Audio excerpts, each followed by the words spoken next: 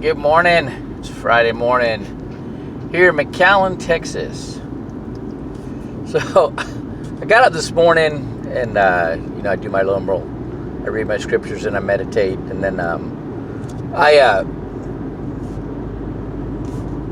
do my Navy SEAL stretch PT workout on Monday mornings at 5:30 Central Time and Friday mornings at 5:30 Central Time. And I have one loyal associate, and he's in Indiana, and he switches phone service, and for some reason he couldn't get on Zoom. So I'm on Zoom. I got it recorded, and he's on the phone. So I got him on the phone and doing the work. I can't see him, but I can hear him, and it's just a riot doing all the exercise. But it's like the third time he's done it with me, and my hat's off to him for that, right? And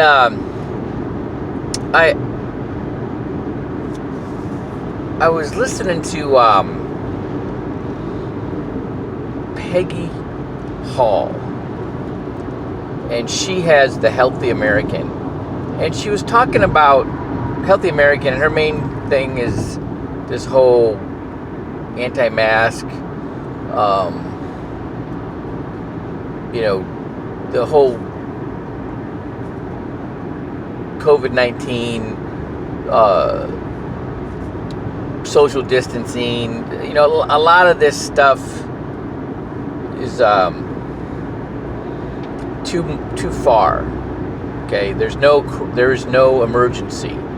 There's more people died from the flu than they have from COVID. They just have blown it out of them. The media has just blown this up and made an issue out of it. It's really a campaign issue for this upcoming election. And that's kind of controversial, but whatever. And what I just said, I want you to hold on to for a second, okay? So I start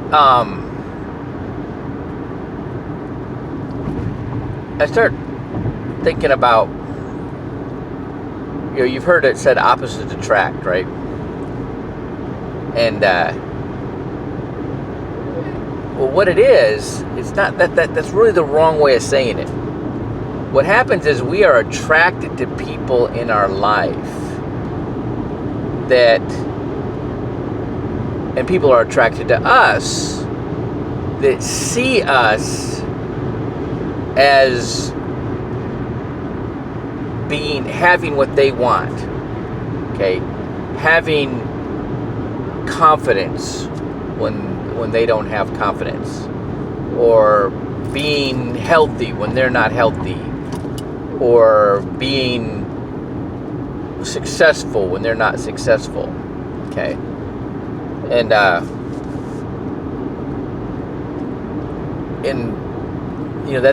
that happens quite a bit.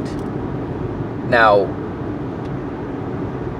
here's what happens when you get into a relationship.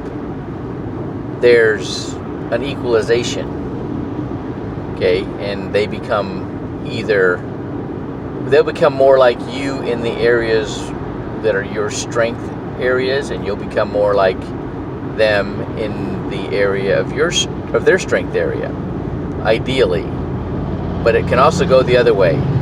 You can get pulled down by somebody who doesn't have the right success habits or financial habits or health habits, whether it's with exercise or diet and all of these things.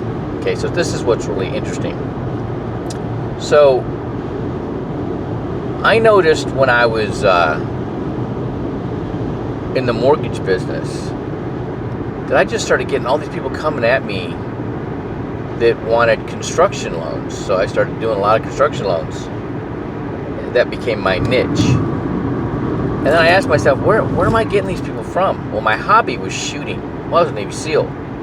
It doesn't take very long to figure out that I know what I'm doing with a firearm when you see me shoot the black out of the target with either hand. And what happens is when you do the things that you love to do, it's usually because you're good at it.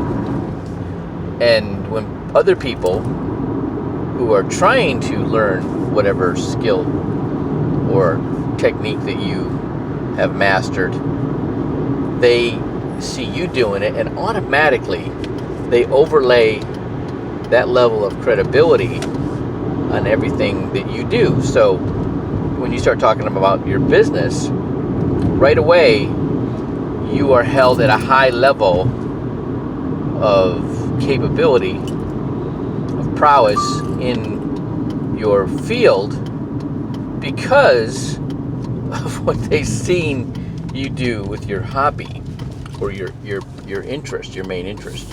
And they're not too far for if you're one way in one thing, you'll usually be that way in anything else that you put the same effort and enthusiasm and focus on. And so when you're doing your Zoom meetings and you're doing the 7-step, okay, record it and post it on your website or on your social media sites, all right?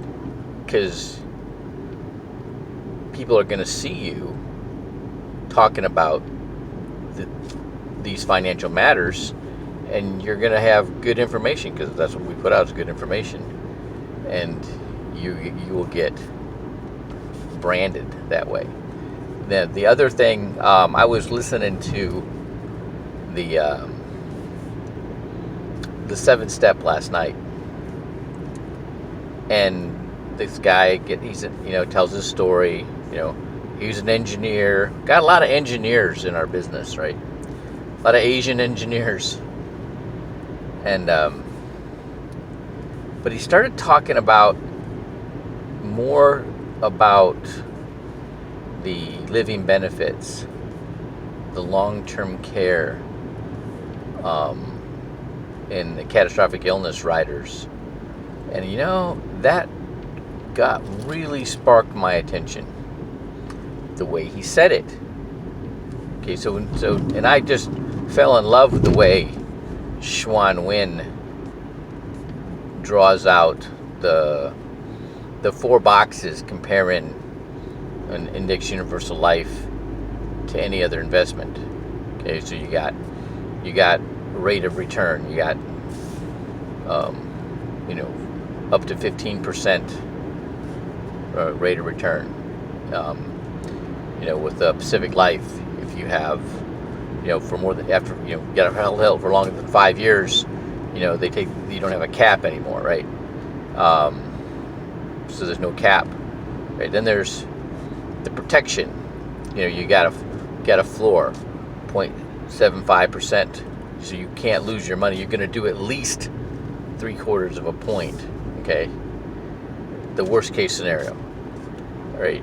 And so, and that is, if you compare with dollar cost averaging, the difference between a variable universal life and an index universal life with the floor, it gives you like a 30% better return because of that 0.75% floor. Because what you don't lose is a gain. All right, and then you got the tax advantages. Okay, so you got tax deferred growth, you got tax advantage income. All right, and then it gets into, there's the long-term care and the catastrophic illness riders. But he really went into it.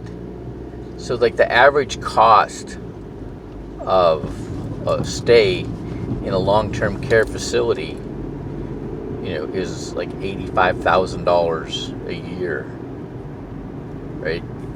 Where's that going to come from? How are you going to pay for that? Okay. How's your family going to pay for that? Are they going to pay for that?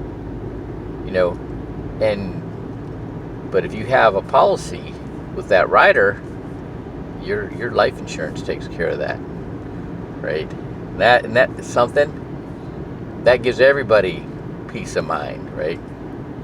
Ain't that something? And but the way he did it was really really got my attention. And there's, if I wasn't plugging in, to that meeting, I wouldn't have that impression. Okay, it's imprinting. Okay, I wouldn't have had that understanding. And when you do, that's the thing. It's your branding. When you start talking about those things that you know about, right, and you have an understanding for, and what most people don't, right? Guess who becomes their answer man? Okay, and when they start understanding what that'll do for you, that carries a lot of weight. Okay, it really, like right now, and I know a bunch of people who have family members that are sick, or they're, and they're taking care of them, right?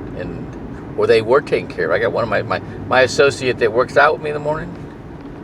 Yeah, for like 10 years he was taking care of his mom, right? And so he knows about this whole long-term care. He was a provider for his mother. Okay, so he understands it. And I got another associate taking care of her mom, who's got health issues. I don't know what it is, but I know that's preoccupying her right now. So people that have gone through this kind of thing, and if you don't have something established to take care of it, guess what? You're burdening your children, okay, with that. So that I'm trying to do two things here. I'm trying to promote the Zoom training, right? And the understand, because if you don't go, you don't know. And if you don't know, you're not going to do very well in this business. All right. Have a great one. Have a good Friday. It's September 11th. Make the best out of it.